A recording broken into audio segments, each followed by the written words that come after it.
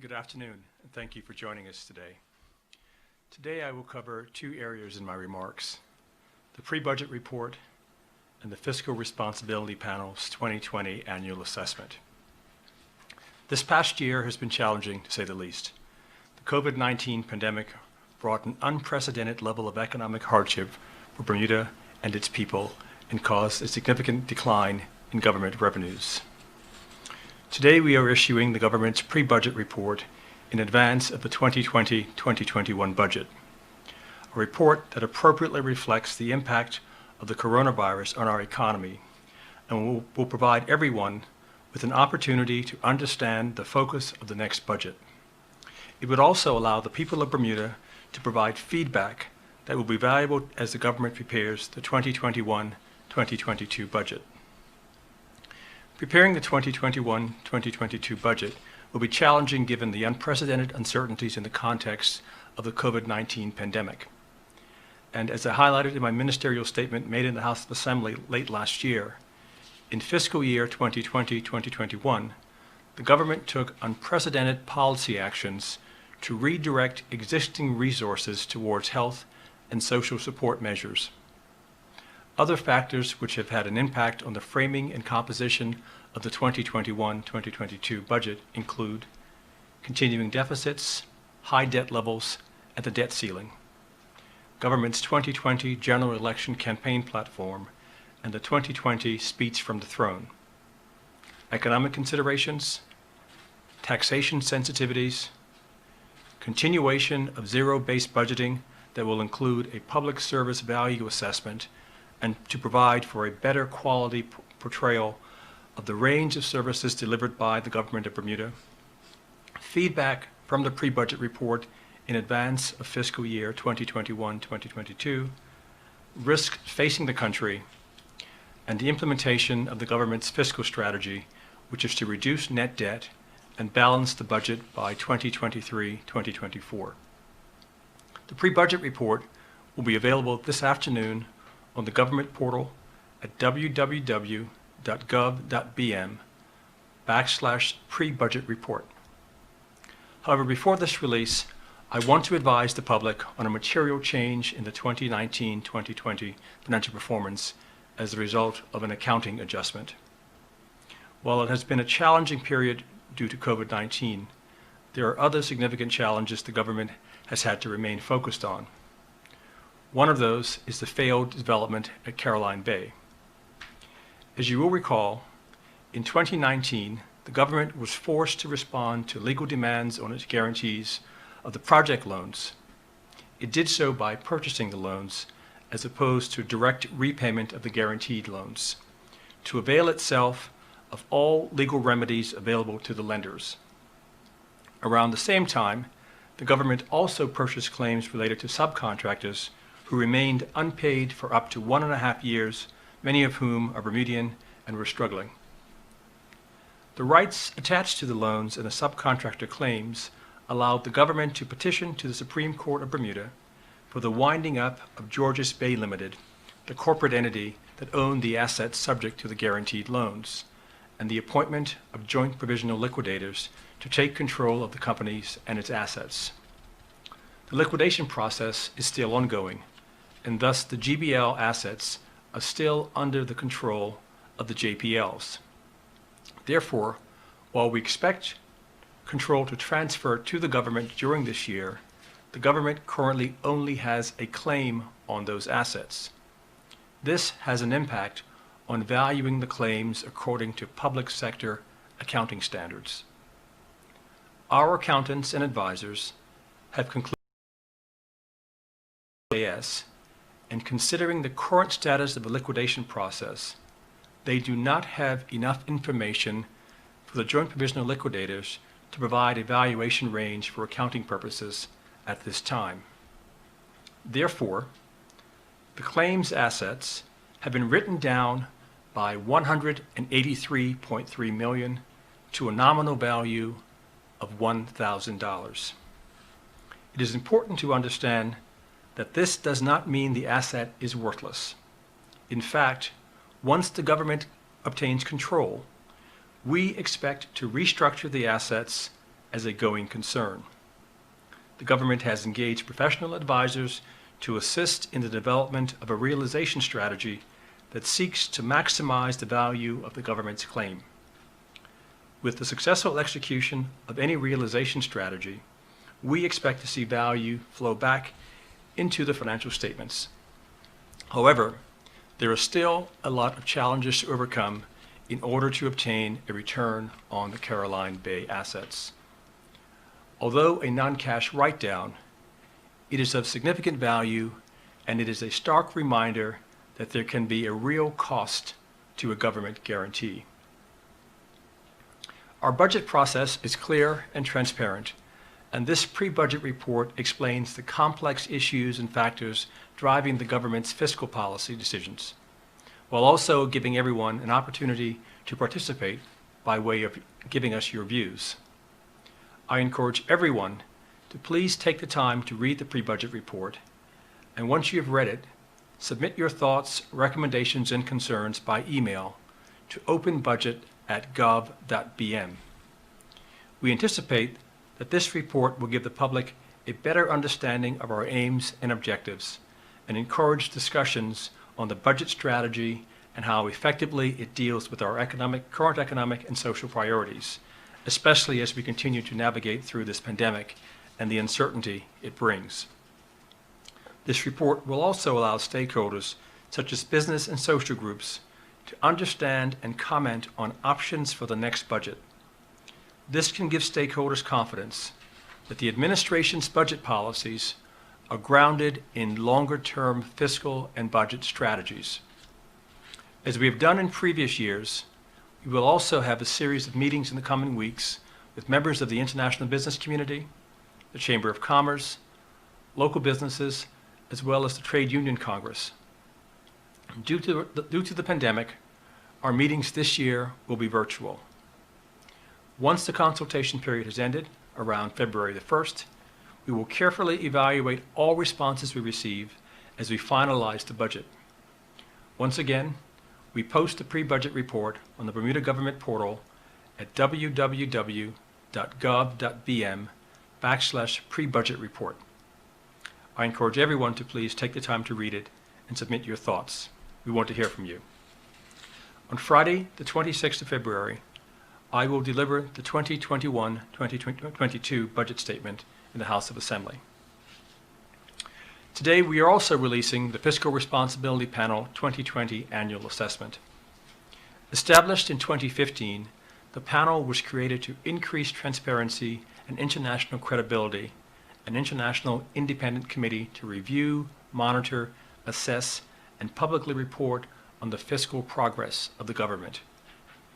In all of their previous reports, the Fiscal Responsibility Panel has warned of Bermuda's vulnerability to a global economic downturn. With the onset of COVID-19, this risk materialized in a far more powerful form than the FRP or the Bermuda government could have anticipated.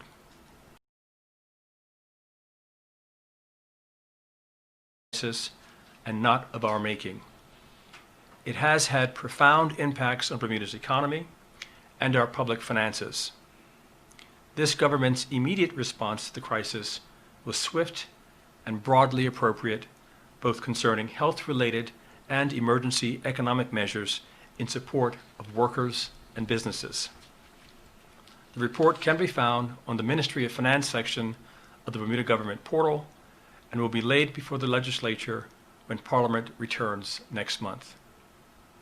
In closing, I want to thank the entire team at the Ministry of Finance. This has been a tough year. Everyone rose to the challenge as we make every effort to get our economy back on track. Thank you all for your support. I especially want to acknowledge the hard work and dedication of service of our beloved Financial Secretary, Anthony Manders, who recently passed away. He was a dedicated colleague, a gentleman, a true family man, and integral to the process that every year goes into putting together the government's annual budget. As he was my most senior trusted advisor over the past 2 years, I'm grateful for the support he gave me and his hard work and dedication to the government and the people of Bermuda. Thank you. Thank you. Questions from the media? Tarai would like to go first. I'll go first. Good day, Minister. I'm just trying to get a sense of how long the government is prepared to support those workers heavily affected by the crisis. Are we talking about years, months? The answer to that question is we will provide support as best we can for as long as we need to. You will be aware that initially when we imposed the shutdown, we provided support for people for up to 16 weeks. We recently did a bit of a modification to that program to provide for persons who worked in bars and members clubs. And so we targeted the support for individuals who were impacted by policy decisions that the government made. Additionally, we also, for persons who were required to quarantine as a result.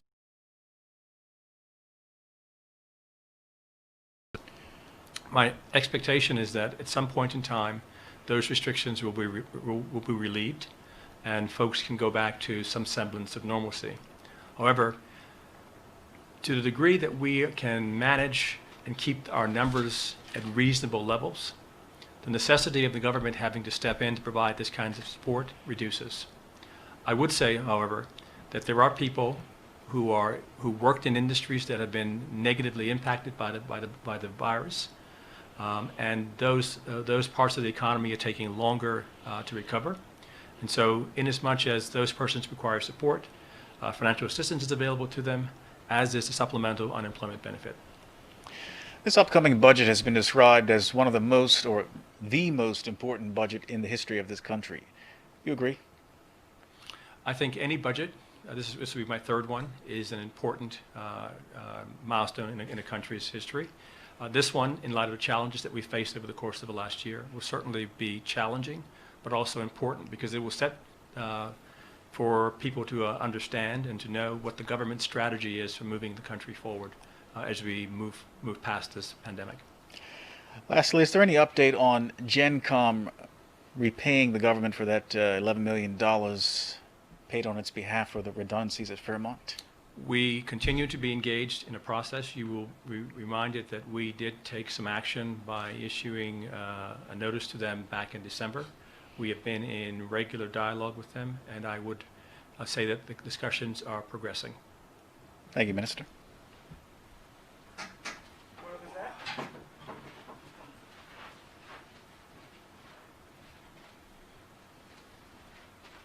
Afternoon, Minister, and thanks for having us. Few questions here. We wanted to check in on where the government debt level stands now. Last year it was $2.643 billion. Do you have a figure at hand for where we're at with it now? The pre-budget report will have that number, Jonathan. The net debt is currently about $2.93 billion. Right. And are you able, or is it in the pre-budget report, what the debt service is costing us at the moment? And I guess how concerning that is? The expectation is that the number will be approximately about $128 million annually. Right. Do we have a revenue target for 21-22, or again, is that waiting for us in the pre-budget report? Well, the pre-budget report does not take into account all considerations, and there will be opportunities for discussion on a couple of revenue measures. You will be reminded that I did advise folks publicly that I had no intention of raising taxes. You did. So we are just working through the numbers for the third quarter, which ended December 31st. I will be guided as we put together the budget for next year on what the performance has been over the course of the last quarter in particular, and what the forecast is looking like for the first quarter of this year, which is our fourth fiscal quarter. Can you share with us any best case, worst case budget deficit estimates? Well, we're targeting somewhere in the area of about $150 to $175 million.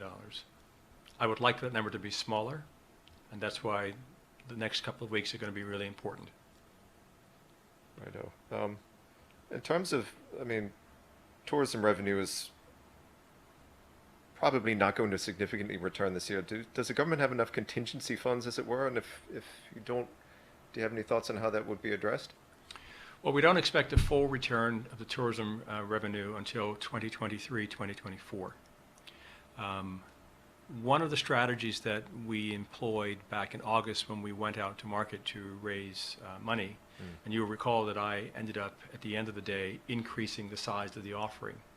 And the objective there was to raise sufficient capital money to ensure that we could fund the government for 2 to 3 years of deficits, because no one at that point and no one today still has any sense of how long this pandemic is going to last. We've done a relatively good job here in Bermuda of containing the spread of the virus. We do see, though, in parts east and west of us that there have been second and third waves of this. And so in as much as we can continue to exercise real discipline here, follow the rules, masks, social distance, etc., if we can keep our numbers down, the negative impact on our economy should be lessened. And so for as much as I am doing work to forecast and project a budget for the coming year, to some degree, our success in being able to execute on that strategy will be dependent on the people of Bermuda and their ability to kind of work with us to keep the numbers of positive cases down and manageable. Because more cases results in more restrictions results in more brakes on our economy. Yes.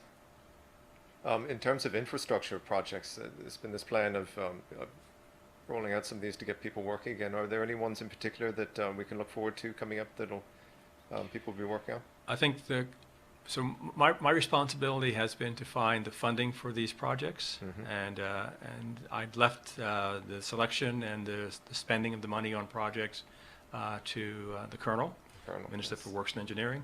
My understanding is that he has retained the services of a project manager, and they are doing quite a bit of work raising awareness with small and medium-sized contractors on projects that they can do. And so from what I understand from Cabinet earlier today, that is working well, and we're seeing some progress there. Thank you. Just a few more, sir. Is it likely for the break on pension payments, is that including government employees for workers, is that likely to be extended beyond June, can you say? We're going to have a look at it. Right. And I hear you on Financial Secretary Manders.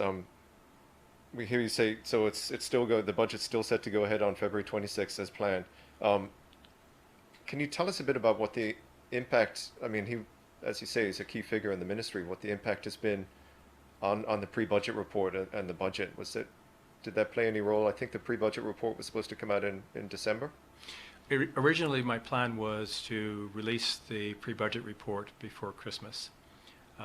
Unfortunately, we missed the deadline, and then we had to deal in early January with the news of Secretary F.S. Manders' passing, and that certainly has had an impact on our ability to kind of move this forward more quickly.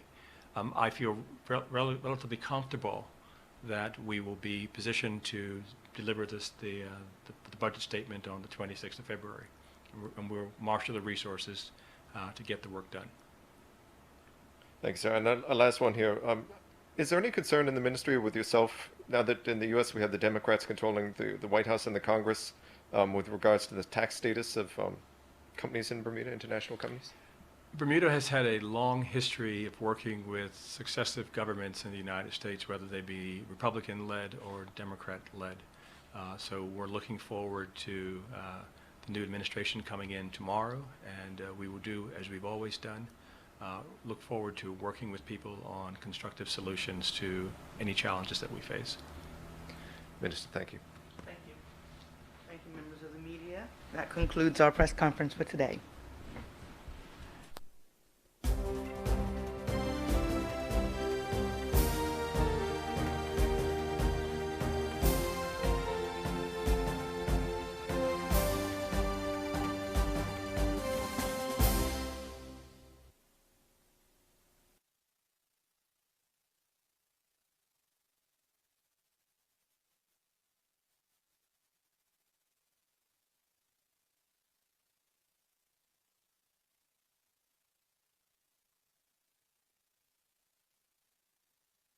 world, and they can have minor changes or minor differences in their reproductive style.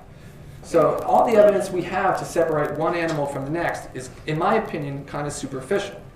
This is a great example of what I meant by intraspecific variability. This is the easiest way to point it out. These are 8 Galapagos shark dorsal fins from sharks we sampled 2 years ago. And you can see the different shape and size for all of them. Up top, we have the more classical